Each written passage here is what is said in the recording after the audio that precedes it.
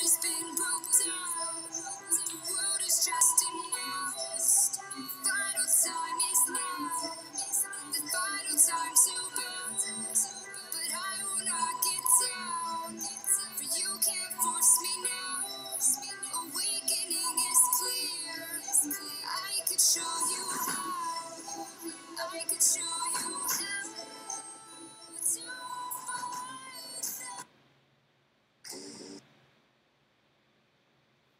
Alright, what's up guys? So this is Sky FPV here, and today we're going to be building a regional finals, hopefully winning quad.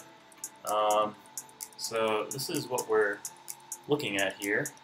See if I can get this in the shot. So what we're working with here is the Ready to Fly Quad's Helheim flight controller. It's a all-in-one flight controller with 30 amp ESCs. It's an F4, it's got an OSD, and just all around I'm really loving this build, or this board so far. So I'm going to be building this out again. For motors, because this is going to be a really light quad, I think I'm going to go with these RDQ motors. So these are 2450 kV, 2205 motors, and what's really interesting is that last year I was running 2205 motors, and the sizes started going up, so it was 2206, and then I was running 2207 for a while, and also 2306, the Emax motors. And now it's kind of full circle, so now we're going back to sort of the smaller, more efficient motors. And what I really like about these, and the other one of these builds that I've done so far, is that I can just peg the throttle like as much as I want during the race and not worry about sagging out a battery before it's done. So really it just comes down to like my ability to pilot the quad, and that's sort of the goal. Let's see, for receivers, this is the receiver mounted on top.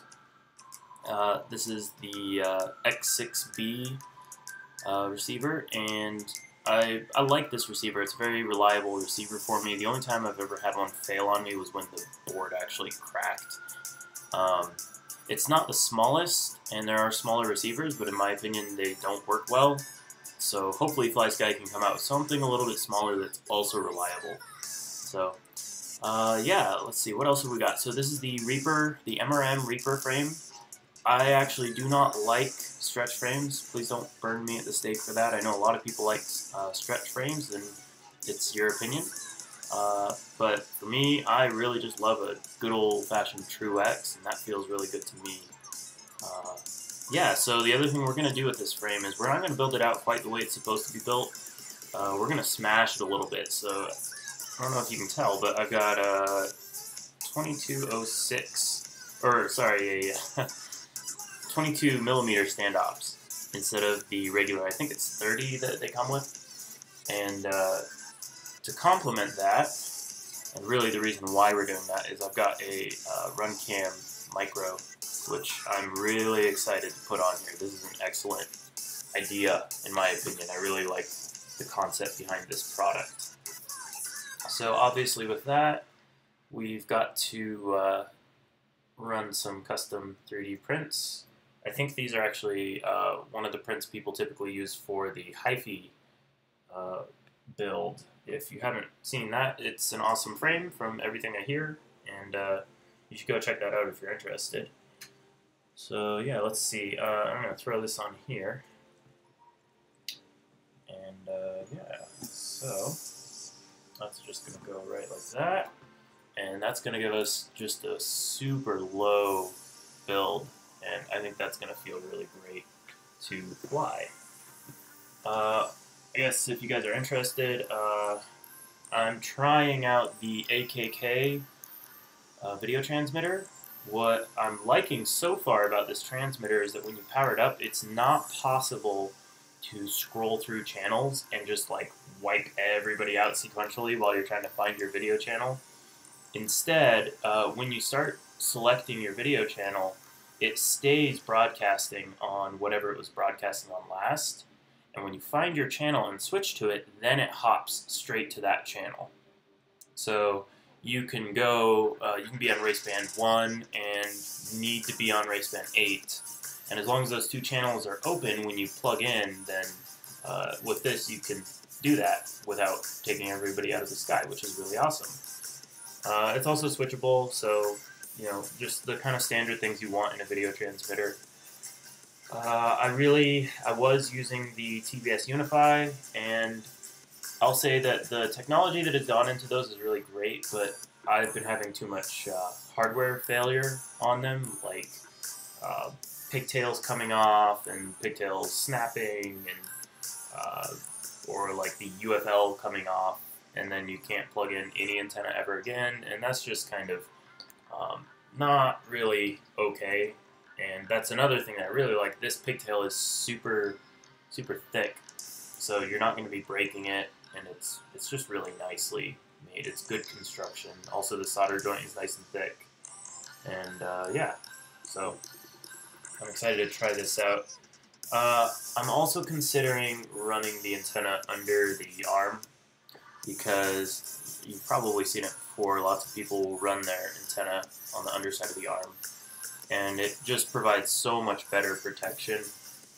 And on top of that, you don't have to deal with, when you hit a gate, if this is your top plate and you hit a gate and it comes straight up there and just catches, it's going to break your top plate every time, or your antenna, one or the other.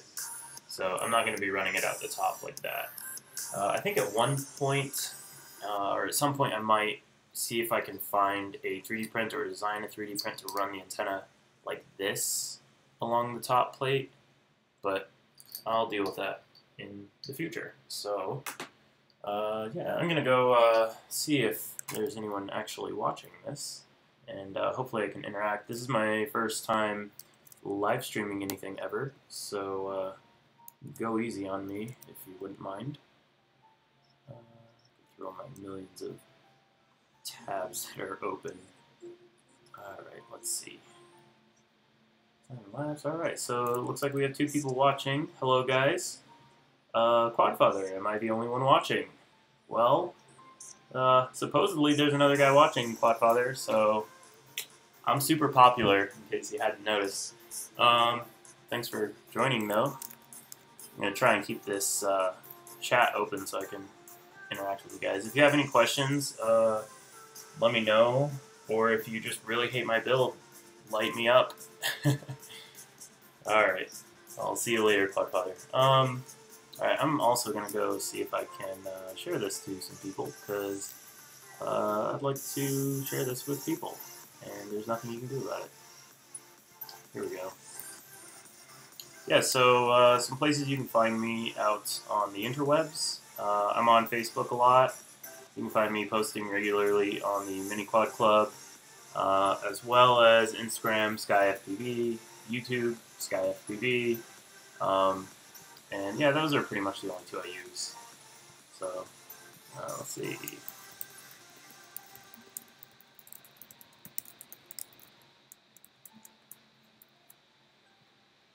There we go. Alright. Very nice. So, let's see. Oh, you demand, Quadfather. Glad you're sticking around. You might learn something today. Well, probably not. You probably won't learn anything new. But, hey, at least it's a good thing to do on a Saturday, just hanging out if you're not flying, which I kind of wish I was flying, honestly.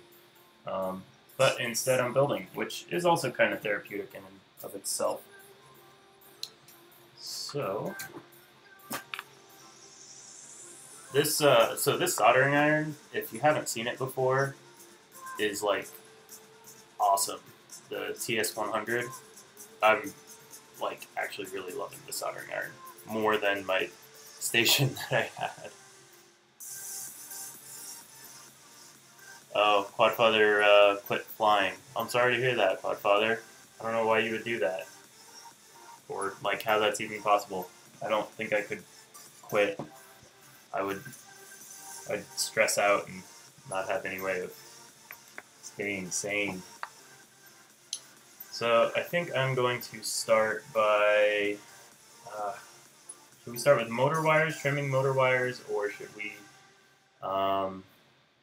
start soldering our battery lead on? I'm going to start with motor wires. Let's get that out of the way. Plug this. Because that's the kind of boring part. Let's just get it out of the way.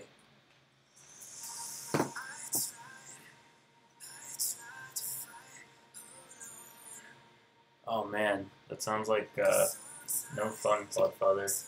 I would not be a very happy camper. XT60. Alright, fine. I'll do an XT60. Actually, I gotta find my XT60. I'm not quite sure. Oh my god, I lost my XT60. Wow. Be right back. I'm gonna go find an XT60.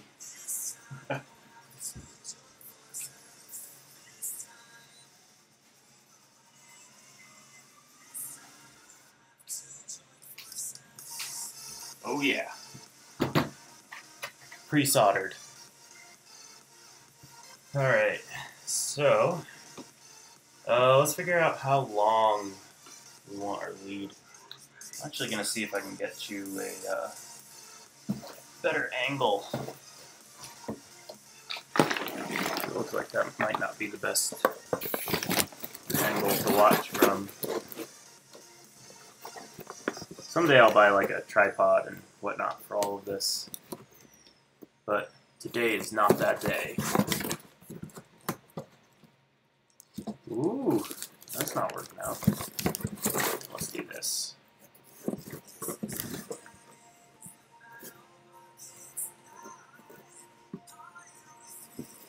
Alright.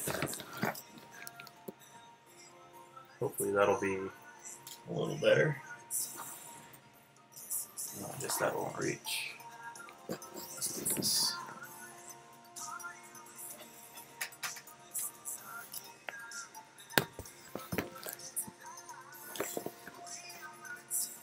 There we go. Hopefully that's a little better for you guys. Alright, yeah, that's a good call. Being able to test what we're actually doing, make sure everything fires up.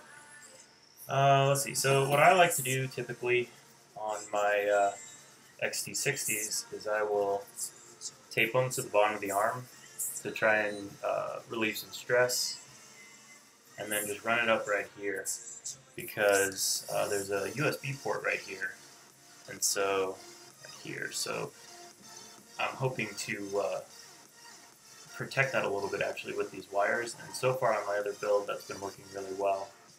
So we're going to do that, and I think I'm going to fasten it there first and figure out what length of wire I need. So I'll grab some tape. Alrighty, there we go. And unfortunately I started the stream and realized that I actually don't have heat shrink, so this is going to be a heat shrinkless build. We'll see if that works out okay or not.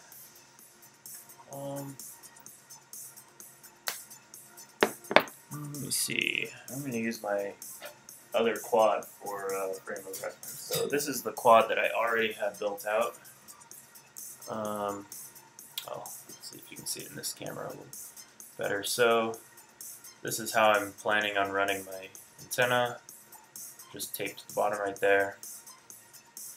It's got a nice thick lead from that VTX that we love so much, and the button is nice and visible. Well, if I could live stream properly, it's nice and visible right there. Let's see, what else? Yeah, so I want to make sure I put my XT60 on the left here. So that's what we're going to do. I've already got the motor wires taped down. That's another thing I like to do. Although I'm trying to figure out a way to actually protect the motor wires, because I have had some prop strikes and it'll tear my motor wire, and that's kind of no bueno. So I'd like to avoid that in the future. That would be kind of a crappy way to lose in a big race. Although really mechanical failure is a terrible way to lose. If I'm going to lose, I like losing because of pilot skill or inability or what have you. So here we go, figure out what we need. So right about there should be good.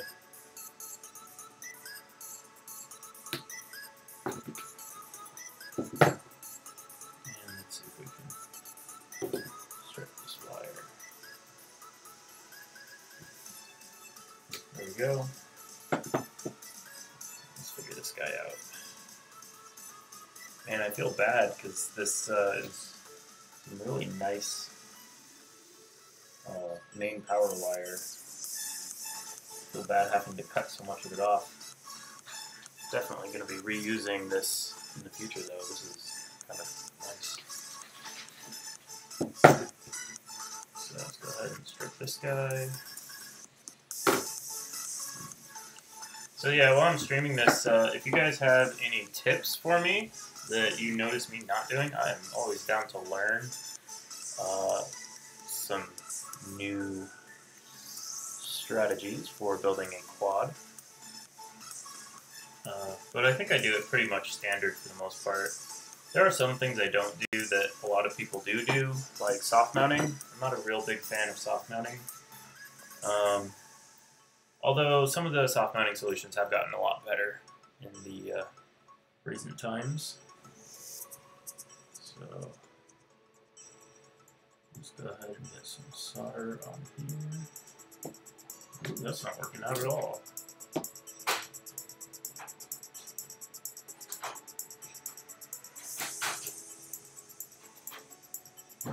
There we go. That's better. That nice little bubble.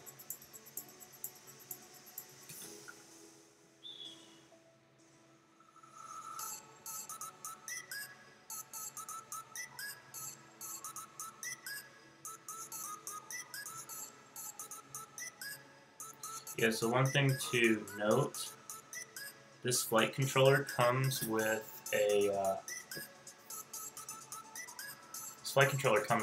a little 3D print for the back for this little USB plug.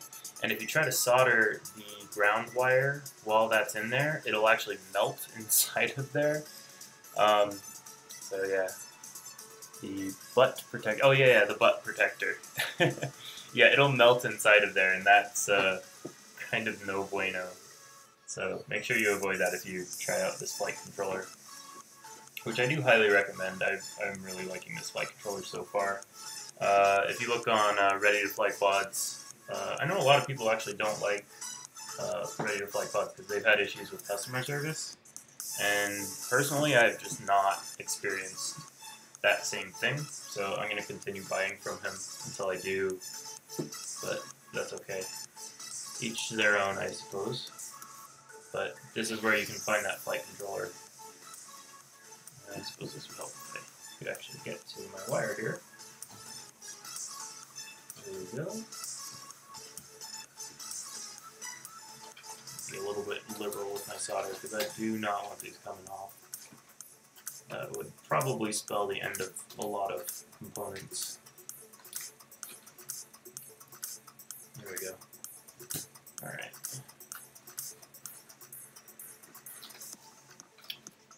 So, it looks like we've got positive over here on this end.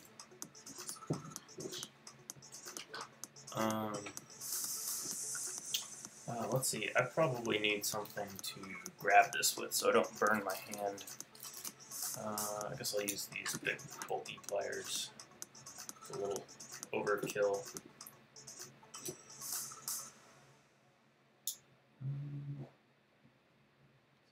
Actually, I'm not happy with how this solder blobbed on. See if we can get it a little better.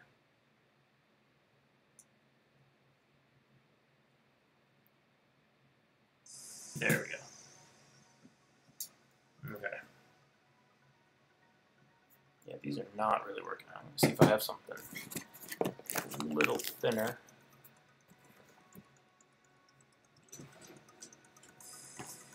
So I realize you guys may not be able to see all of what I'm doing, so sorry about that. Maybe at some point I'll grab like a tripod or something and do a proper live stream. But for now, this is what I got. Oopsie. You don't want to be doing that.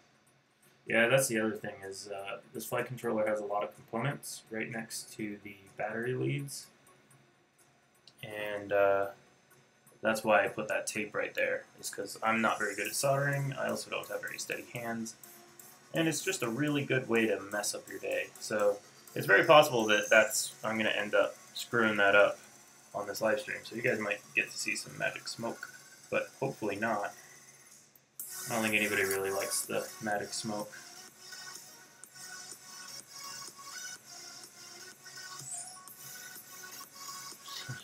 Asgard. Okay, that's funny with the Asgard butt protector. This is like where they're trying to go. This flight controller is where they were trying to go with the Asgard. Which now just made me think of Project Blue Falcon, so now I'm sad. That guy is the reason I know a lot of things I wouldn't know otherwise. In the best of ways. There we go. Oh no, I got the spikies. I don't want the spikes. There we go. Alrighty, so we've got main power. And that actually didn't turn out too bad, and there's enough room for us to get to our little USB. I don't know if this focuses or not, but sorry, didn't mean to make you guys sad. Rest in peace, Project Blue Falcon. You were a badass, sir. Alright, so let's start cutting some motor wires. You broke the TV. How do I fix it? I have broken the TV, I've been informed. What's wrong with it? It says no signal. Not my fault.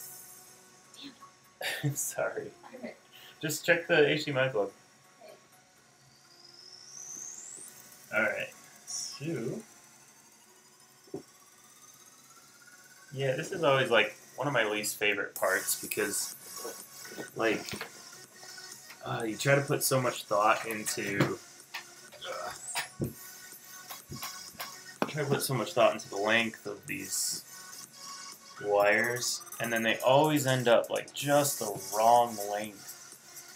So I think that's about how I'm going to do it. That was my girlfriend. She's sad because there's no TV right now. Apparently I unplugged something.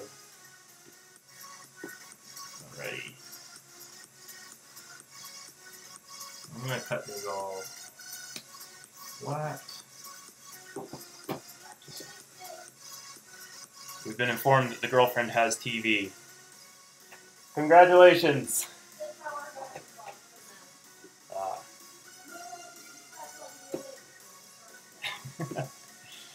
Lo and behold, we just had to see if it was plugged in, which kind of figures.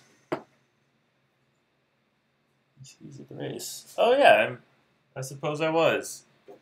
How long ago was that? I want to make sure that it was actually me. Because I do remember I gave somebody some Rotor Geek ESCs. Hopefully those are still working for you, Patrick.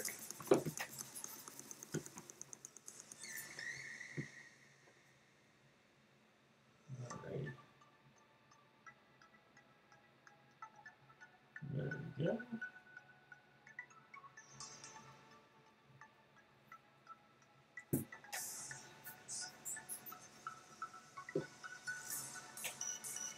Alrighty. So this is either like one of the most satisfying parts or one of the least satisfying parts. Totally depends on how it goes. Let's see if we can bend this wire to our will. Alrighty.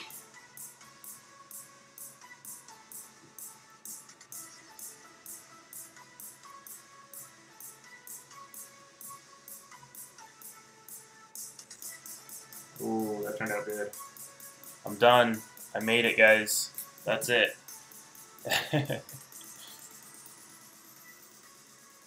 Oh, cool. I didn't know those ESCs would work for playing but I'm glad they worked. Also glad, like, anything, man, this is the thing, I don't even need to say this, because, like, everybody in this community is already so good about it, but anytime that, like, you can help somebody else fly, just do it. It's always worth it, because this whole thing is, like, it's so much more fun with other people. That's what makes it awesome, is just sharing that experience of, like, racing and flying and all of that. Yeah, I was wondering if it was the Village Greens race. That was a fun race. Although there were a couple quad casualties, but it was really fun. APD always throws some really good races. I say throws races as if it's a party. Just the closest I get to parties, really. Which I am okay with, because I enjoy this a little bit more.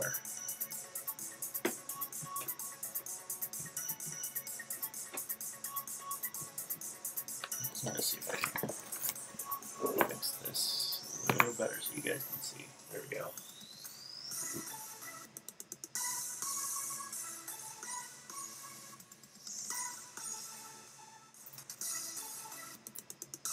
Ooh, come on.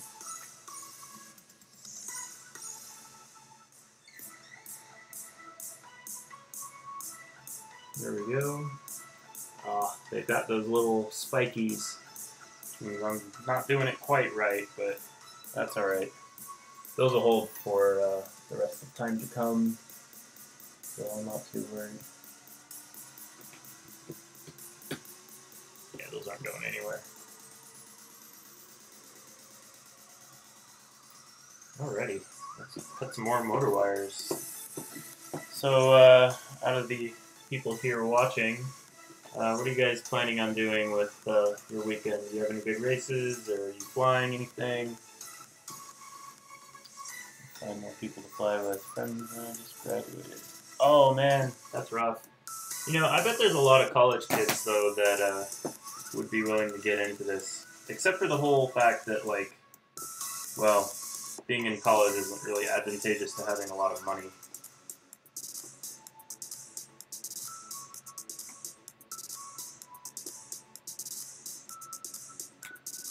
Boy, I remember trying to build quadcopters while I was going through college. That was pretty interesting. Got a little sketchy at times, financially. Ooh, beach party sounds fun. Ooh, that sounds awesome, actually. I would totally do that. Man, that is one thing about living in Colorado. I love Colorado, like, so much. But there is no beach at all. There's a couple of lakes that people try to treat like they're beaches. Like, oh yeah, let's go to the lake. There's sand there, and we'll get some beach ball. And it's like, it's not the same as, like, you gotta have the waves, you gotta have the surf.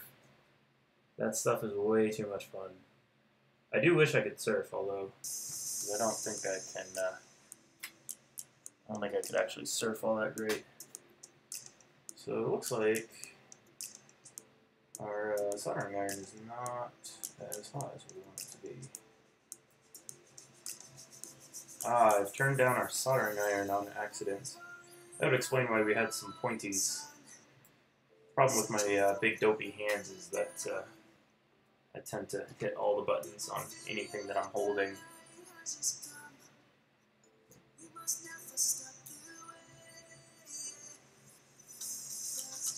Yeah, man, bringing the hobby to new places is always awesome. It's funny, I bet you a lot of people who are, like, I won't say, like, big name, but just successful race directors probably just started because they just wanted somebody to fly with, honestly. I've heard a couple of stories about that where, like, I don't know, they just didn't have any, like, buddy to fly with, and so they just made a chapter. And there's a lot of cool, like, a lot of cool ways to connect. Like, Drone Squad is one. Obviously MultiGP, although MultiGP is starting to become a little bit more, like, official with all of their, like, how to make a chapter and all that good stuff. I think they're actually wanting to have less chapters per region, if I'm understanding the rumors I'm hearing correctly. But Drone Squad is a pretty decent way. Also, just Facebook. Oh yeah, engineering major. It'll be pretty easy to find some people who like at least want to build something that flies. There's a lot of engineering majors who would probably enjoy that. Alrighty. That was not pretty at all. That was very ugly, actually. I want to get rid of that. But I also don't want to short everything. Oof, that gets hot. Real men don't use pliers. There we go. And I swear, by the time I'm done with this hobby, I'm not going to have any thumbprints.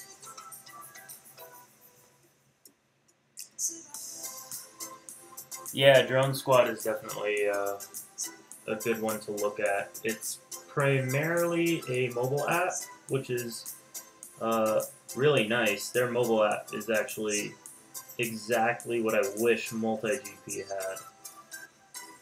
Because it's really nice to be able to just bust open your phone and find. So it's really cool. If you haven't used it before, it's just like it'll show all the nearby chapters and where people fly a lot and people like that you can connect with and whatnot. And I think it does. They have messaging now, so you can actually message people and be like, "Hey, like, how do I get to this spot in the park or whatever?"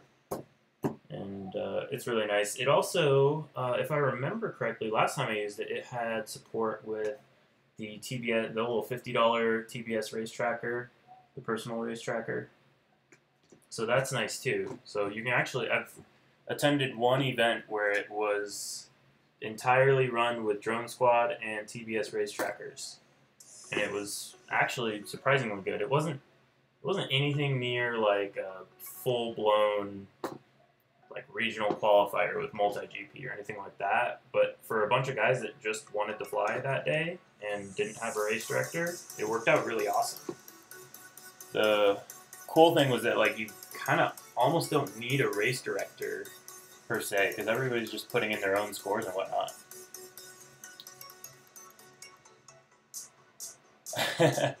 I would totally add you back to the chat, Quadfather, but I'm not an admin, unfortunately. I know some saltiness occurred. Yeah, this soldering iron. I don't know if this has the latest. This is actually not mine. This is my buddy Rob's soldering iron. And it's like, it's really nice. He let me borrow it because I bought a cheap old $15 soldering iron from Amazon. And I don't want to say that was a mistake. Like, for the value I got out of it, it was actually really good.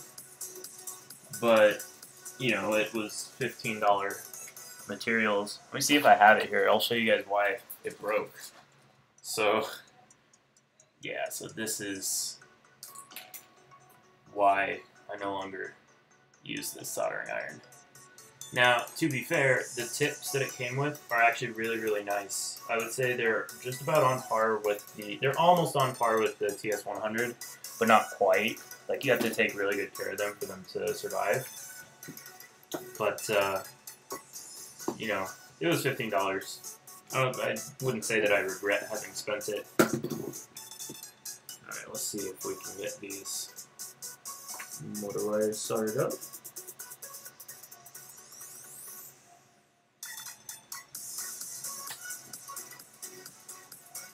It's not as good as I want. Oh yeah, let's apply all the heat. So I think, I don't know if you guys have heard this, but I keep hearing about problems with the Asgard. I personally run 2 of them, and one of them eventually exploded. And it made me hesitant to buy this flight controller, actually.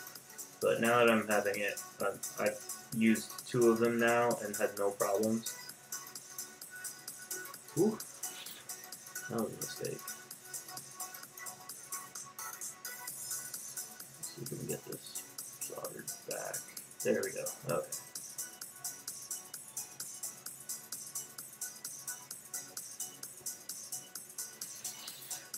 Oof, I burned my thumbprints off, my fingerprints off. But anyway, the Asgards were blowing up on some people, and I think I figured out why. Although I'm not a EE by any stretch of the imagination.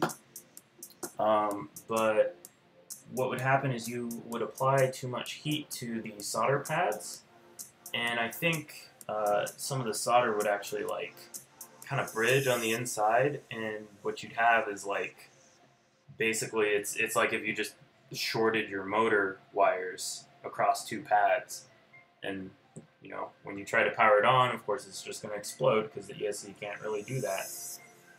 You're just having one FET shoot power into the other FET, which is really not good. So I think if you were careful soldering them, they're totally fine. Like, they'll fly forever, and on top of that, they'll fly like, you can pull 30, 35 amps from them without them caring at all. Something else over. Oh, that's really cool. I didn't know about that. I'll have to play with that some more at some point. The problem I have with this is that, like, I'll start soldering, and maybe, like, I don't have a plug near me, so I'll grab a LiPo and throw it on and not check the voltage. And then I'll just, like, start soldering away, like, oh, you know, no big deal. And eventually I'll just, like, kill my battery, and I'll start, like, seeing some solder or soldering iron sag, if you will. And I'll be like, oh no, I'm killing my battery. I think I actually ruined the battery like that, so I'm a little bummed about that. But it was a China hobby line that I had for a long time, and it was sort of its time anyway. Ooh, some solder on my hand. Alright.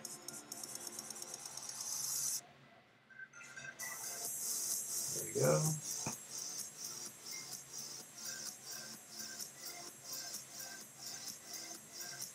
Very nice. Alright, let's see if we can get this out of the way. So this is probably the most tedious part for this flight controller. Oh, does it really cut off? That's good to know. 3.3. Alright, well, I'll go check that battery and see if I can still fly it, because that was one of my practice flight packs. And I would be pretty happy if that was still good.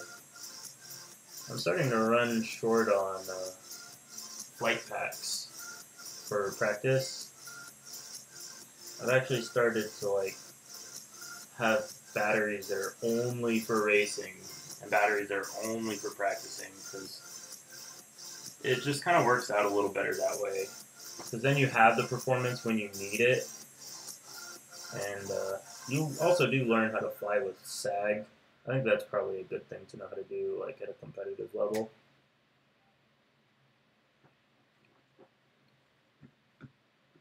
Yeah, the sleep timer is nice. So, like, if you set it down, for those of you who don't know, eventually it'll just go to sleep, and you don't ruin your tips, which is really nice. Because I've definitely left a soldering iron on overnight on accident once, and it was pretty ruined. Alright, well, that's a terrible soldering job, but if it ends up mattering later, I'll fix it. But right now, it doesn't matter, so I'm not going to worry about it. Also, I don't know if I'm a huge fan of how this battery lead is looking. I'm going to see if I can reflow it a little bit. And some of these battery leads are just super, it takes so much heat. TS100 really does a good job of holding heat though, which is good. So I would have a tough time with this battery lead on a $15 soldering iron. There we go. That's better. Okay. Alright, let's see.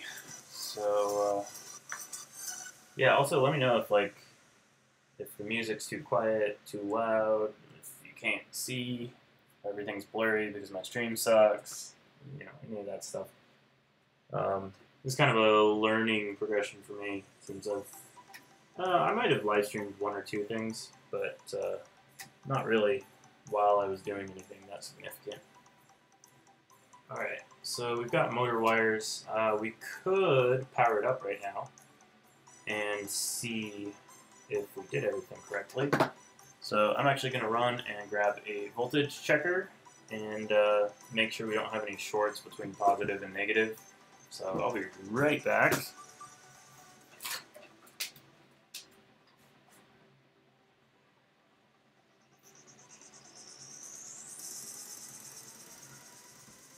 Alrighty.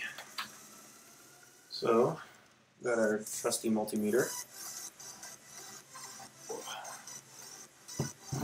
And a lot of people will do, I forget what they're called, they're like those light bulbs that you stick on the back, and those are really handy.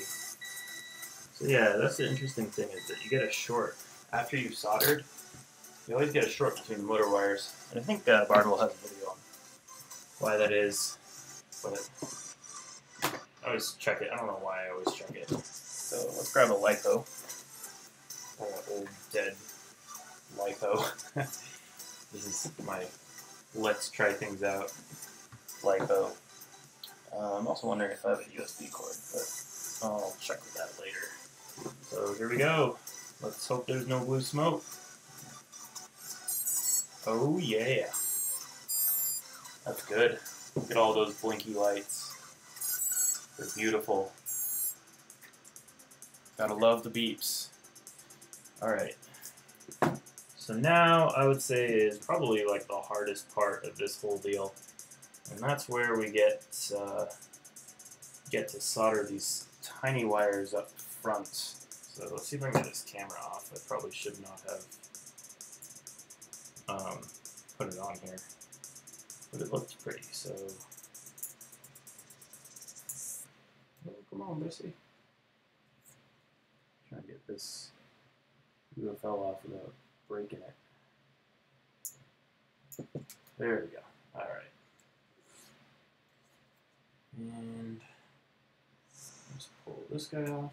So I would like to, I saw another HiFi camera mount print, and this one sticks out pretty far. I want to see if I can get one that, like, the hole's right there or something like that, so the camera's a little more recessed. Because when it's sitting right here and you have the stop plate, there's really no protection for the camera, even though it's a micro camera. Like, you stick this on most frames and it's so well protected because the frame was designed for a bigger camera. But this one, not so much.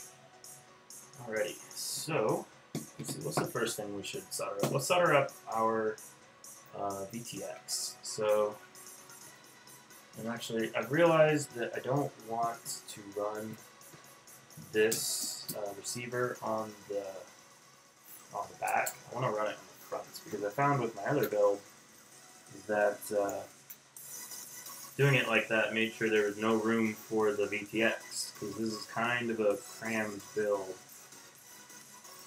So let's see if we can get this off. The other thing that was nice about this flight controller is the standoffs that it came with. Or it didn't come with standoffs. Well, yeah, it came with standoffs. So they're like, this just comes with a big long nylon screw. And then it has these spacers that just slip right over. And for this build in particular, like, it's so perfect. Because if I need to swap an arm out, I don't have to, like, unscrew each individual spacer. It's just, it works a lot nicer.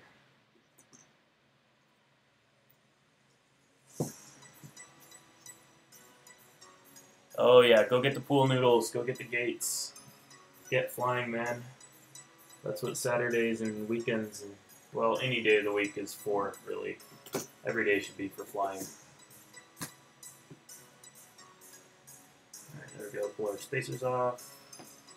And let's also unscrew this nylon.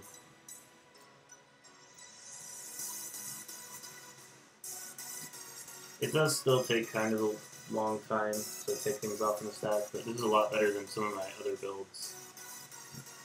in that regard. There we go.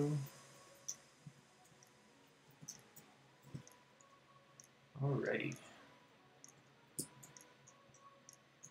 Though I still have not found a screwdriver that works really well for this size of screw. I need to go make a trip to the hardware store at some point and get myself some nice tools. These are kind of just what I've collected over the years and have happened to work. But that's kind of how it goes. There we go. Alright, so we're going to be moving this to the back. Oops. Or the front, sorry. So right there. Let's go ahead and throw on our spacer.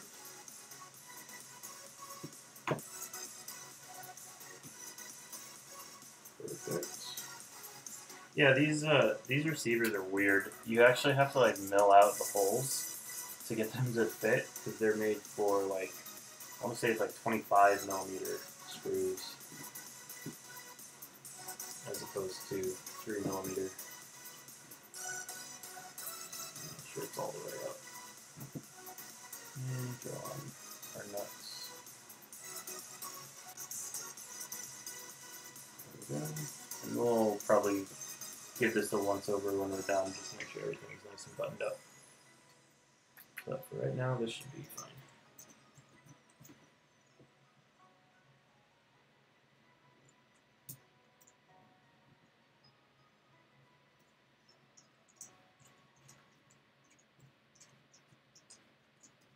There we go. Okay.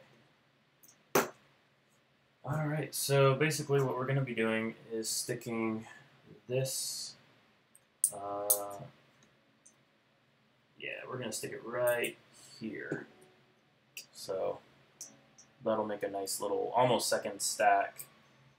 At some point, I would like to try, there's a new video transmitter coming out, and it just fits right on the back of the Runcam Micro.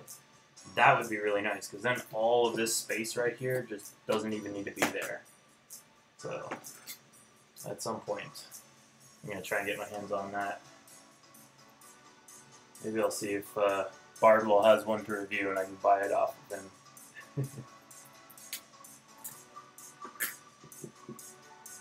Alrighty, look at that. So, and unfortunately, to get this to fit, I do have to clip one of these really nice standoffs that I was just saying I love so much. But that's okay, because this is all for the sake of getting us to the big race. Maybe like some epic music, an epic music soundboard or something like that. Alright, let's go ahead and throw our nut on here.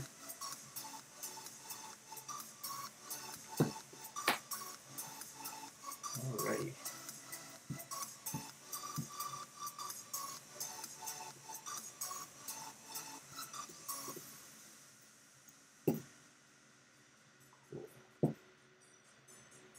I will say the nice thing about cutting that one short is that now it takes a lot less time to get the nut all the way on there.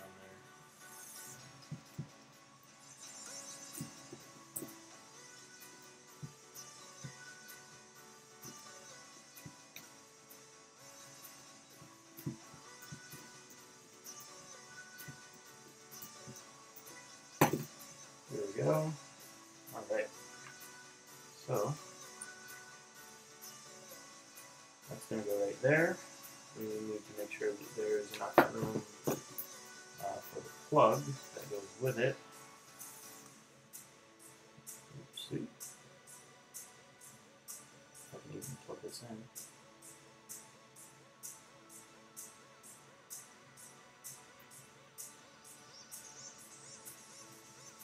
Cool. So that's going to go right there. Should fit just perfectly. And then we're going to have room for our button right here, sticking out the back. Let's see, so which of these wires is which? We've got video is yellow, we've got audio, which is blue, which I will not be using. since I'm a hypocrite, not hypocrite, a sacrilegious non-smart audio user. We've got a ground, which I don't need. So audio and ground, really, I'm not going to use those. So I think I'm actually just going to pull them off, because nobody really wants to hear that crackly.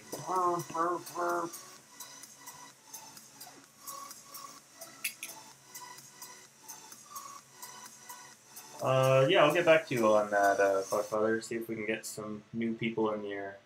That would be really awesome. I know one or two potentially new pilots. Depends on if they get hooked or not, you know?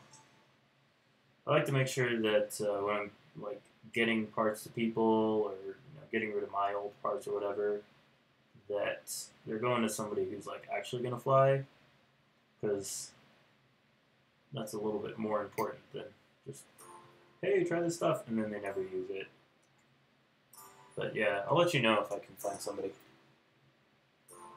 I think I've heard rumor of a quad pantry is what it's being called, which I think is a really awesome idea, where it's just like, basically, I have these parts, I'm never going to use them, but they're still perfectly good, and let's get somebody flying with them. I think that is yet another reason why this community is pretty awesome for the most part, because there's some just really kind-hearted people. And that's, honestly, that's what made this so awesome for me, because my very first race, I literally, oh my gosh, my quad barely even flew, because it was just such a janky quad. It was a completely 3D printed quad, and you could print it on like the tiniest printer you could even buy. But it would also swing 6-inch props, which was, like, it was a cool idea, but the execution of it was a whole different story. So I show up to this race with this monstrosity, and there's guys there at the time. They're running like XBRs and what was the other one? Like the Vortex, I think, was the other one, and this and that.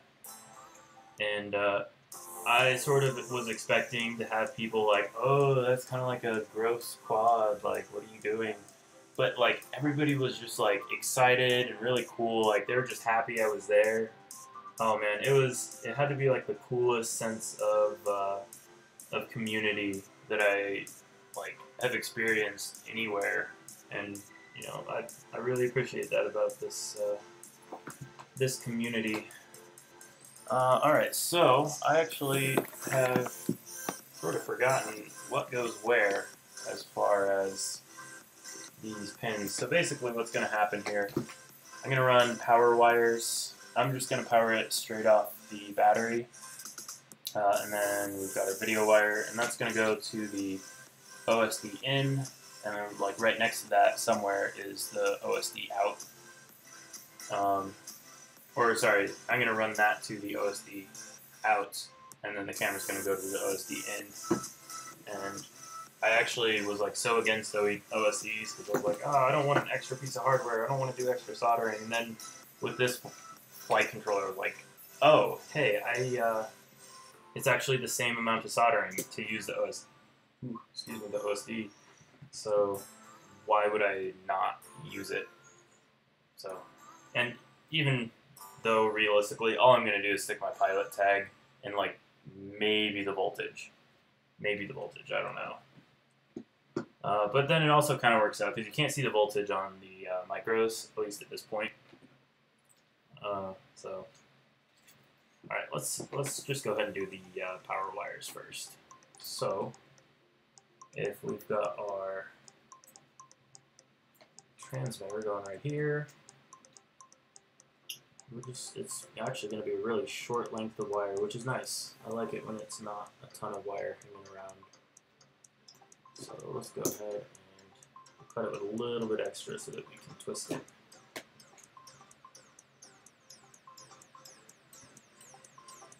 There we go. I always try to twist my wires because people who know a lot more than me tell me I should. But honestly, the other reason is because for like really hard crashes where it's like a catastrophic failure and everything's exploding, provides some structural integrity too. Where you would normally have the strength of the one wire, you get the strength of both of them to some degree. See if I can get some solder on here and see if we can heat this up enough. Make sure our soldering iron is heated up.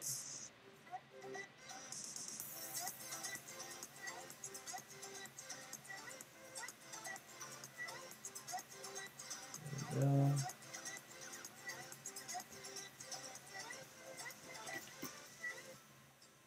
Trying to get to that fine line where you start seeing the solder melt, but you don't have your battery lead pop off.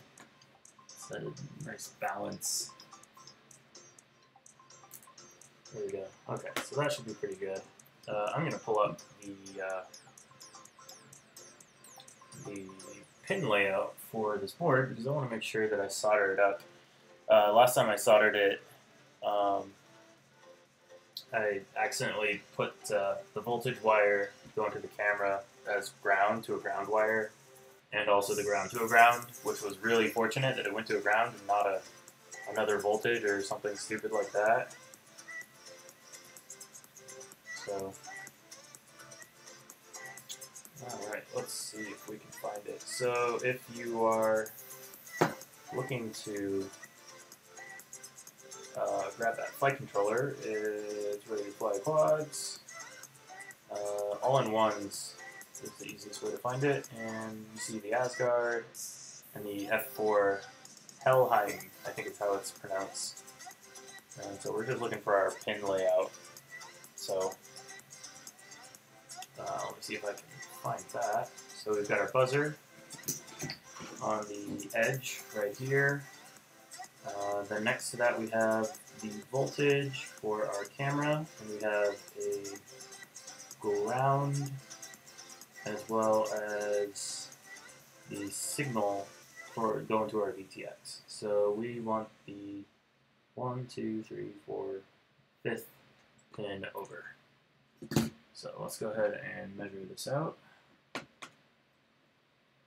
I kind of want to run this actually under our receiver. That'll be a little bit nicer. Actually, I'm realizing now, I actually don't even want this receiver on here at all, because it's kind of a silly thing to be in the way while we're trying to solder.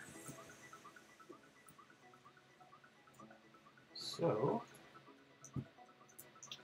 pull that off. Yeah, honestly, this build has been like a dream for me, because like, the worst thing that's really going to happen is you're going to break a motor and have to replace a motor, or a top plate and replace some carbon fiber. But you really rarely have like a catastrophic, I blew my flight controller. Because with 30 amp ESCs, the only time I've ever broken a 30 amp ESC was because it was either armed upside down in the grass for a long period of time, or it was smashed because it was individual ESC sitting on the arm. But with the 4-in-1s, I'm personally having really good luck. I know a couple people who have had an issue with them, but I'm definitely not one of those people. And maybe I can just attribute that to good luck, but either way, I'm going to keep doing what's working.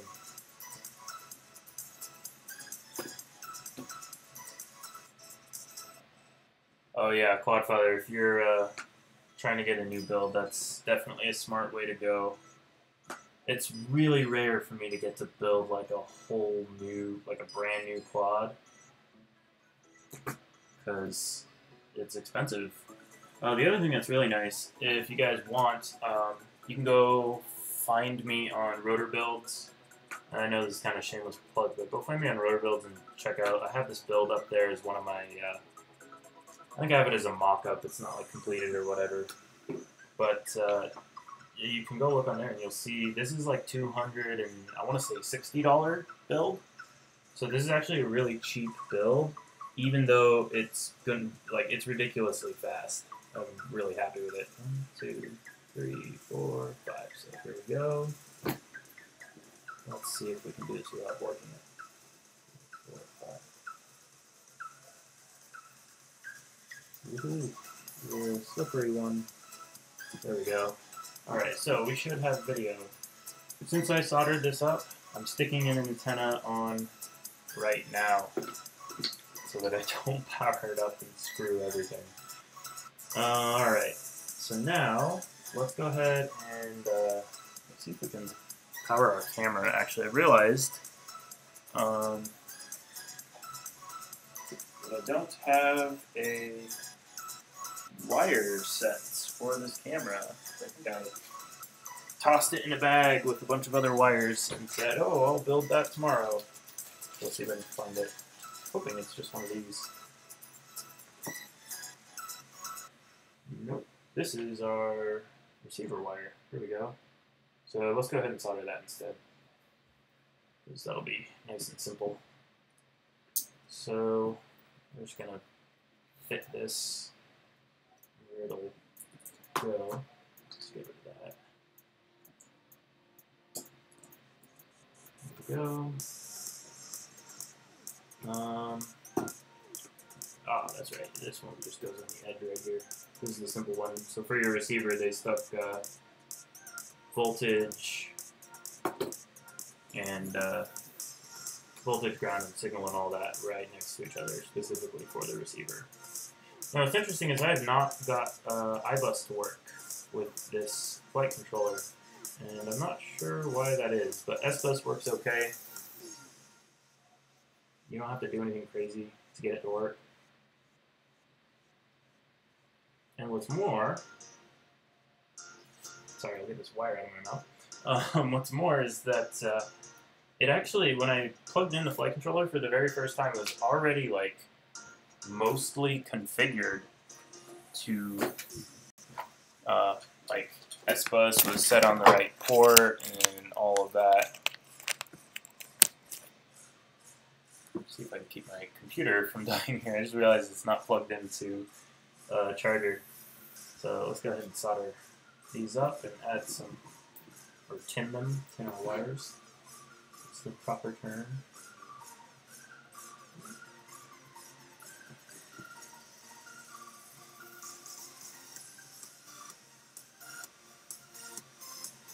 There we go.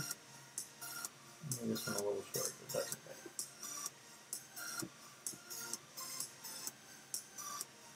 Alright.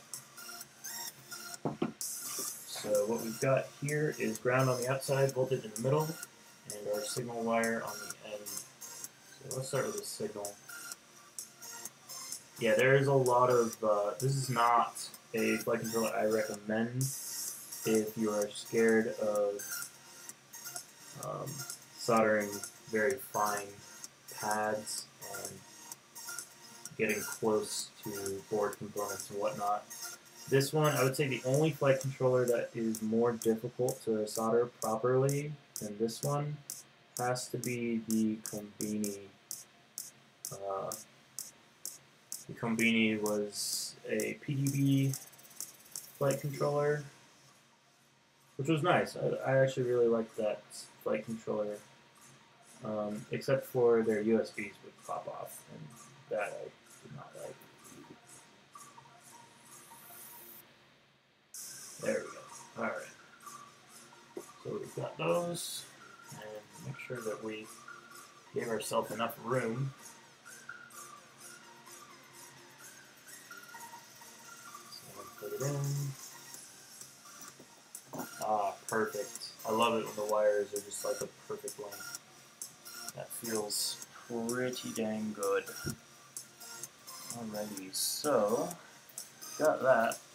And I'm going to see if I can find myself a camera wire, because I seem to have lost mine. There we go. I think I found something. Alright, there we go. So, got our camera wire. So, I'm going to unplug this, because it's just kind of dangling around and pulling on wires. And that's silly, because why would you do that?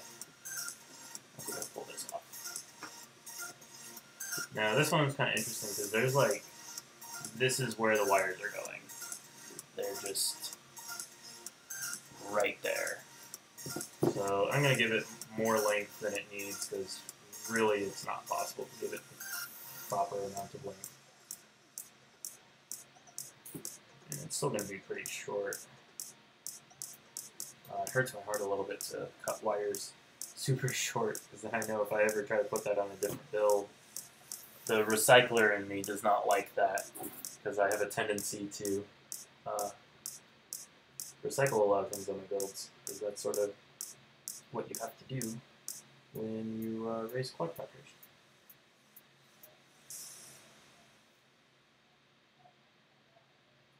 Also, what you have to do when you don't have like unlimited sponsors. I think even sponsors would get a little upset at you after working so many quads, though.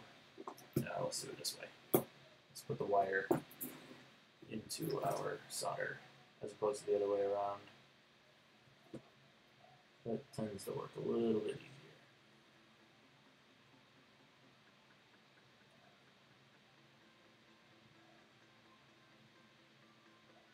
There we go. Very nice. Okay. So now I'm going to twist these. Again, mostly for structural integrity, but also you can get some lines in your video. This helps a little bit with that. This will not like make that problem go away. It just kind of mitigates it a little bit. Really, the biggest thing if you have lines in your video that I found that you want to do is, let's see, we have video in, and then we have a ground next to that. So let's go ahead and use those. If you have lines in your video, the best thing that you can do is add a cap, add a capacitor to your main battery leads. And typically that'll clear it up. I've had a couple times when it doesn't clear it up, and that's just kind of frustrating, and I deal with it. Usually it's not worth tearing your whole build apart. Let's see if we can get this soldered on.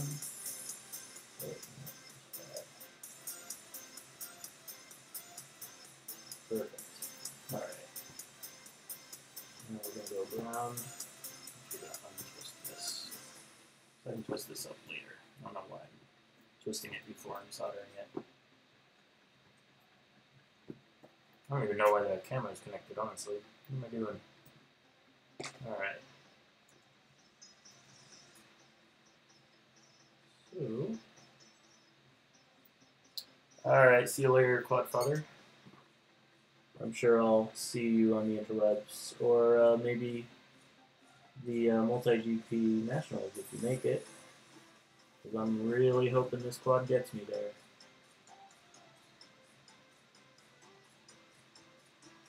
Alright. Looks good. So now we just need a 5 volts, and it looks like we have 5 volts right across the way. I'm going to double check though. Yep. So, yeah, this pin right here is going to be our 5 volt.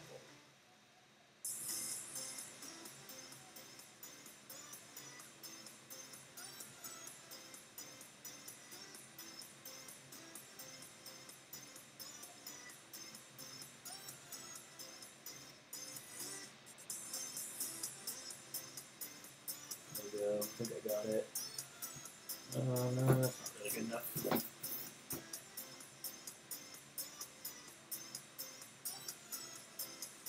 Pull this up. There we go.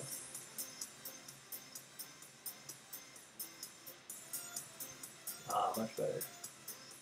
Alright. So it looks like we've got most of our stuff soldered up at this point. Actually, I think that's all the soldering we really need to do. So that was, let's see, how long has this stream been going for? I'm not sure, but that was, oh yeah, so that was just about an hour. So if you're wondering like what the easiest flight controller to build out is, my vote would be on this this flight controller, this all-in-one with the ESCs, because there's really not a whole lot to do. Pretty much just throw in your motor wires, your lead, get yourself a camera lead, a VTX lead, and a receiver lead, and you're done. Like soldering wise, that's pretty much it. So now comes the kind of interesting stuff, and that's sort of just placement. Like, where are we going to put everything? How are we going to mount antennas? And that I'm not a real big fan of. I feel like a lot of frames kind of drop the ball on that, because they should be more concerned with, like, hey, I'm going to give you a VTX antenna mount that isn't going to explode when you crash. So I kind of think that is a little bit valuable, and I choose my frames based on that also. So if they want my business, that's a good way to get it. Alrighty, so let's run these out this way. There we go. And also, we are going to, there we go. Let's put this back on.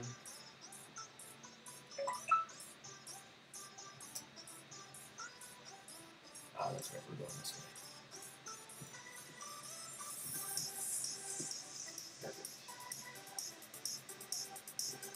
Alright, and that's going to end up running out that way. We've got this.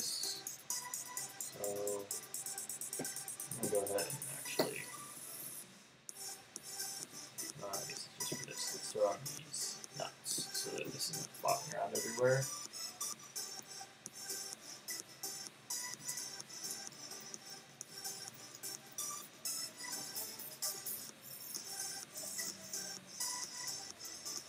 There we go.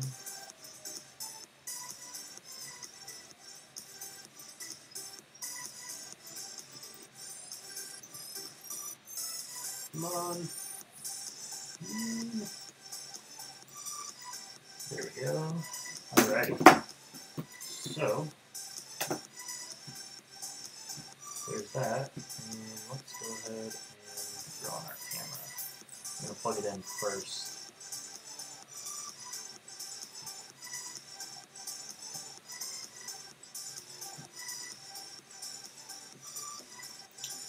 So that reminds me of one really important step that I have forgotten. So when you've got a camera that's this close to solder pads, you can get into some really sketchy situations where there's just a little bit of exposed metal on the back of the plug, and right here you have these pads, and if those make contact, you can have a really bad day really quickly.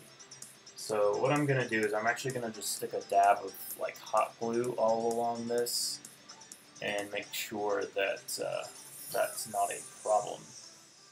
So unfortunately that means that we have to wait for this old chap to heat up.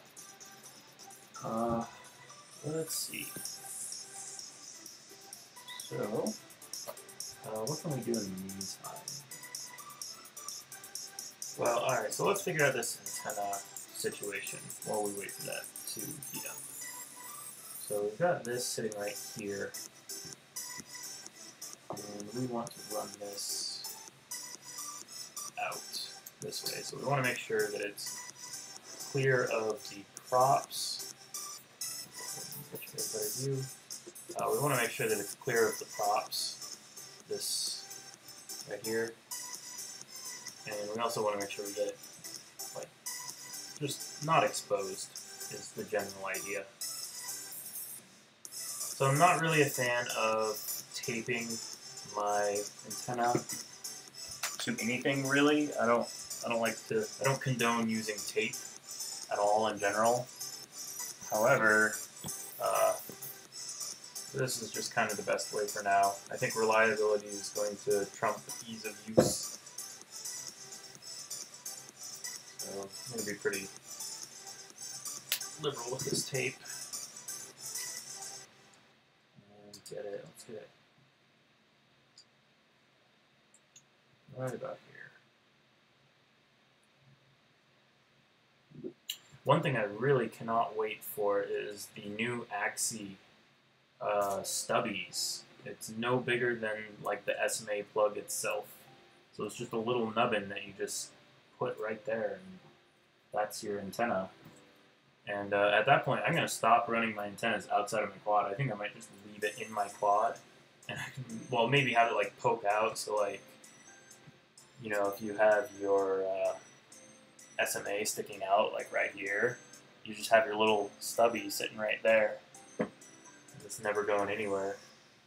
You'll have a lot less broken antennas, and hopefully the reception on it is okay, but I expect they wouldn't release it unless it worked decently well. Because most of their products that I've run, I liked well enough. So I would definitely jump on that one, because they're really trying to innovate in that space. And I always try to support companies that are innovating, like actually coming up with something new.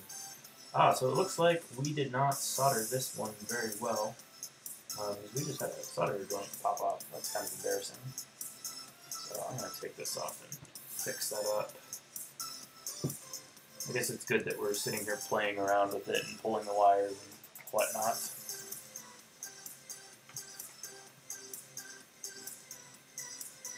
There we go.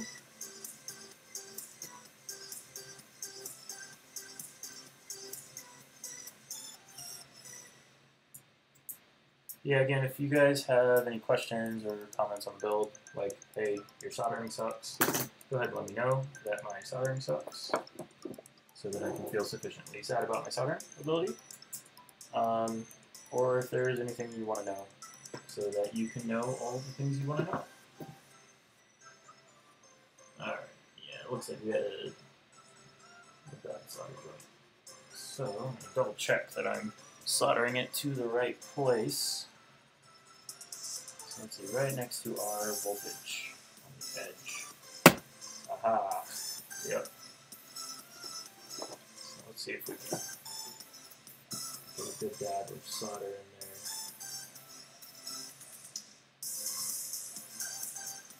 Make sure our soldering iron is clean. Ready to go. So we don't just spew solder everywhere.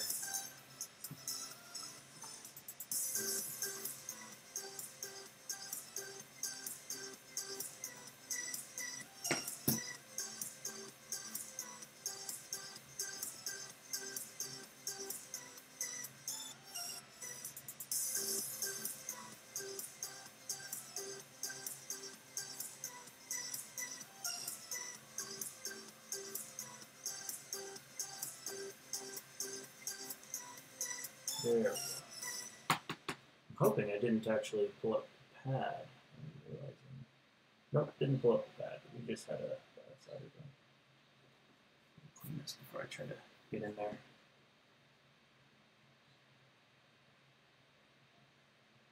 There we go. Okay, that's a lot better.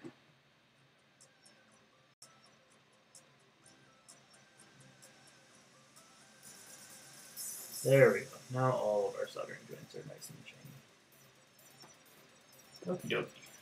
So now that we fix that, it looks like our soldering gun is ready to go. The other thing that this is nice for, you know, is just kind of relieving that stress, actually, that we just demonstrated so clearly from the pads themselves.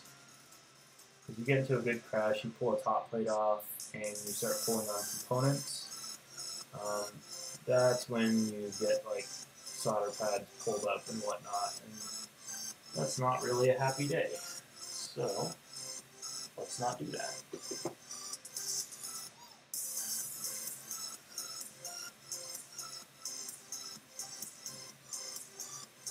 Oh, we got a stringy of doom. There we go.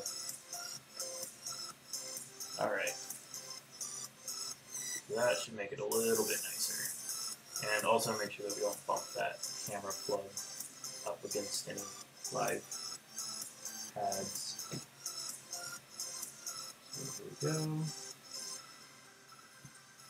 go. So one thing to also note for those of you who have RunChem micros is that when you're unplugging, especially this plug, what happens is you can pull on this plug and it puts a lot of strain on this board, this PCB. So make sure that you try to grab the PCB itself as you unplug, because I'm kind of worried that mine's going to break like that. Although I'm not super worried about it breaking like during normal use, because I think all of that is sustained on the case itself, and the PCB doesn't have to worry about most of that stress, depending on how bad the crash is, obviously. So there we go. That's looking nice. Let's throw this on top.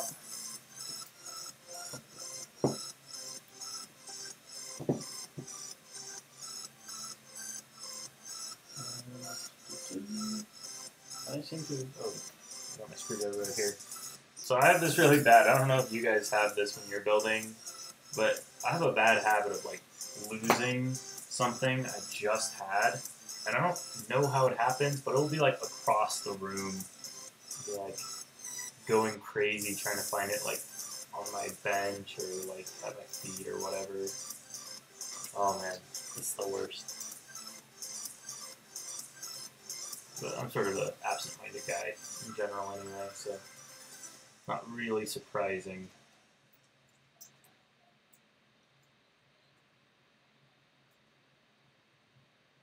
How common are ducted fans in racing quads? I would say that Quadfather is definitely on point with that one. For like 5-inch racing quads, it's really not common. Yes, they add weight, but I would also say the other thing is that it's very difficult to build a duct that can withstand like hitting gates as hard as we do.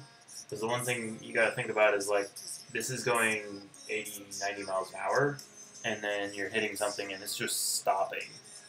And like even these arms are sort of like the limit of like how thin of carbon fiber you can use. So building a duct, you have to build it out of really strong material first of all, and it's still got to be light. So it's pretty difficult to do.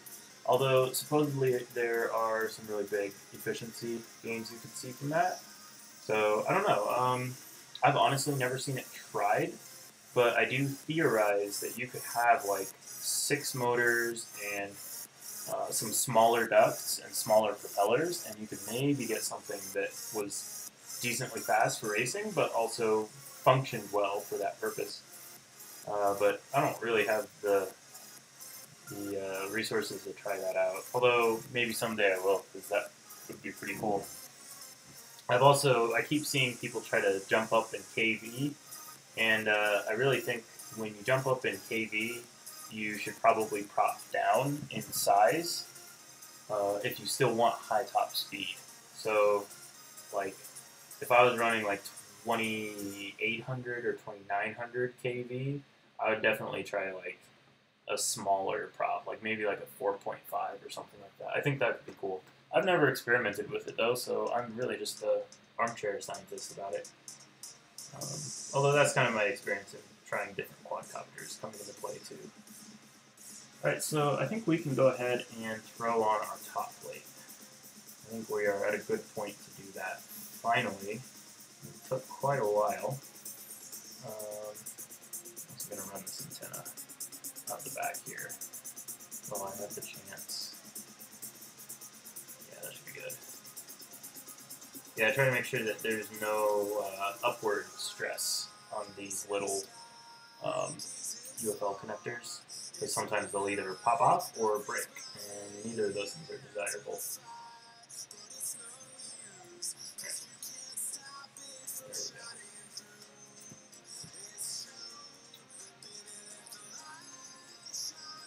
Yeah, actually, have had these come off after a crash, and all of a sudden I'm like losing radio link in the middle of a race, and that's just a bad day. That's kind of where you just set it down and say, hey, I don't want to destroy this quad or hurt anybody. So that's ended up being for the better.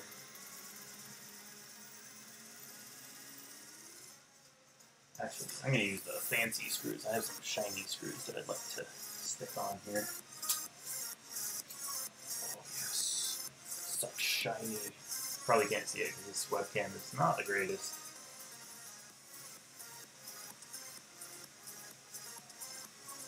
There we go. Oh, actually, so I forgot. There's one thing that I've started doing to my quads with these top plates. And I have this here to show you. So, well, there we go. So these are two camera mounting plates, two camera mounting pieces of aluminum, and I basically just kind of like bored out the holes on the ends so they would fit these screws. And this top plate is actually cracked. It's completely like separated here at this standoff. Let's see if you can see that at all. But I was out of state and I didn't have an extra top plate and nobody I knew had one, so I just threw this on top as like a band-aid almost. And I'm actually really loving it. It didn't even add like, I want to say it added like 1 or 2 grams. And it was just so worth it because these plates won't crack. They'll bend, but they won't crack, which is really when your top plate breaks.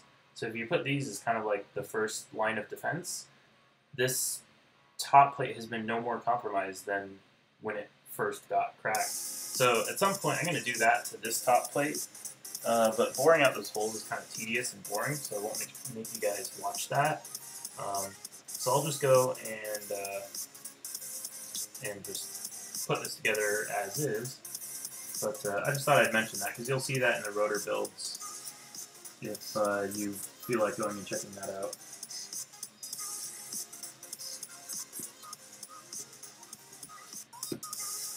So one thing I am trying to figure out, I have not figured out what to do for this build, and if you guys have any suggestions, go ahead and throw them in the comments. I have not figured out what to do with these antennas. This is always kind of the bane of a lot of people's existence, is where do you put your receiver antennas? Where you both get good reception and don't break them all the time. And so the couple things I've tried, so I've tried a zip tie around the standoff, and then you have them sticking like kind of out like that.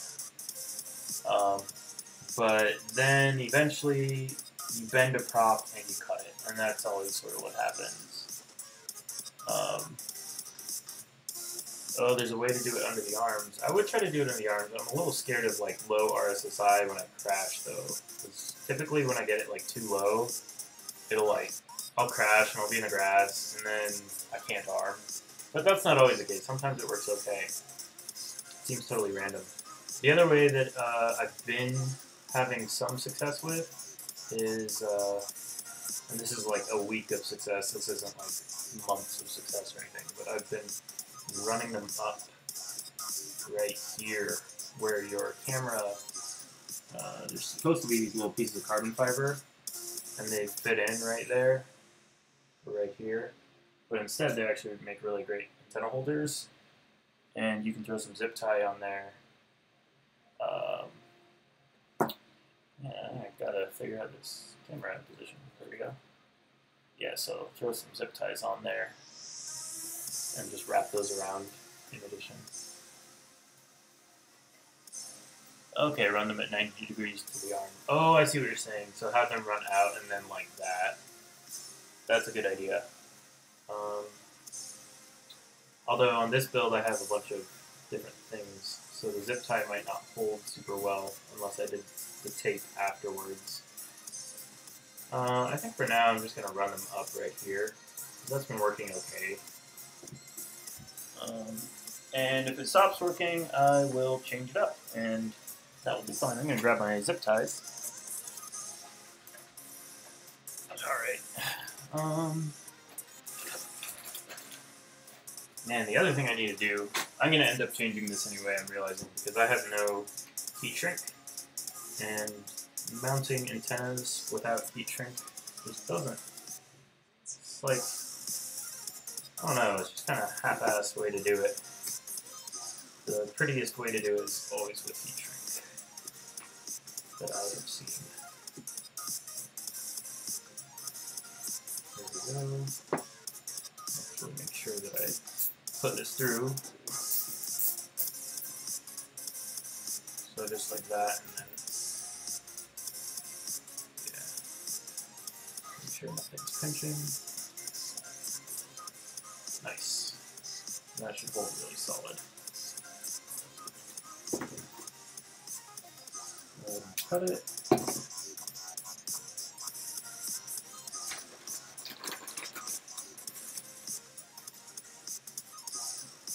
Yeah, this should work really good. Actually, I guess I'm pretty happy with this solution so far. Although now this video transmitter is slightly in the way. So let's see if we can figure out our way around this.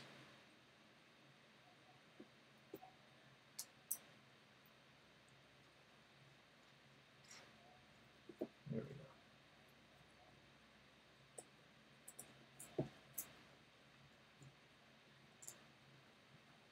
That's what it is. This wire is actually retaining enough tension to push our VTX around.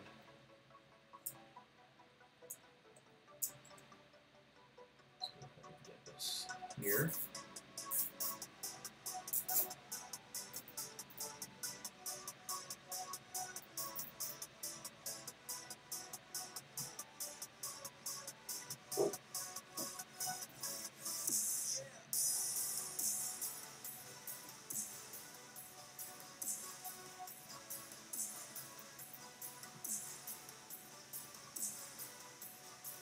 Alright, that should work pretty well.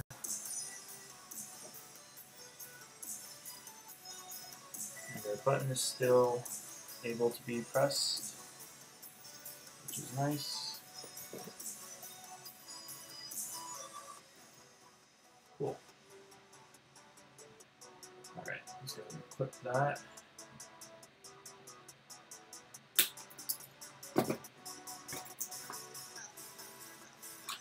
Alright, what have we got that we can use instead of a feature?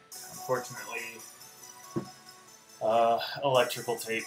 I know I'm going to get lit up on FPV chat and Facebook for using electrical tape, but, you know, oh well, it works. So let's see if we can get a decent length.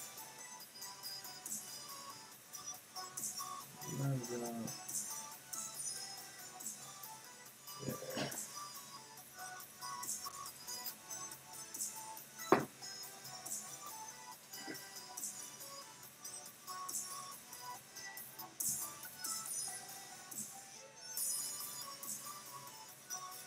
There we go.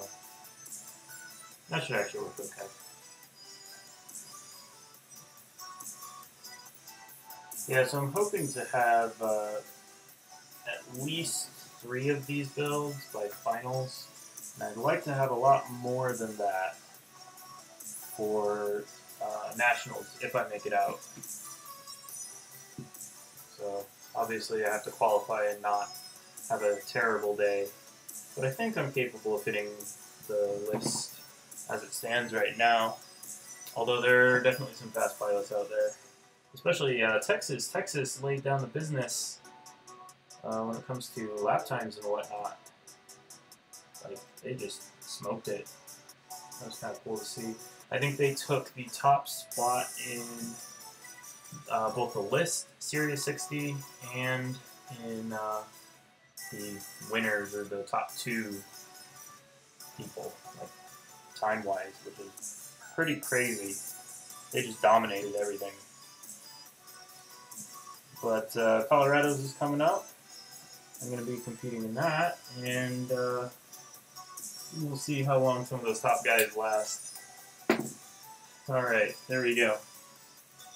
So the other thing is, this is a rando battery strap. Let's get our, let's see if I still have it. I have a really nice MRM battery strap. I'm going to throw that on there. It's got a little metal buckle. It feels okay. It feels decently grippy.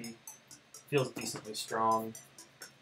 But I really haven't had any battery strap that lasts for more than a couple months, if even. Usually it's like a couple weeks. But there you have it. This is our build.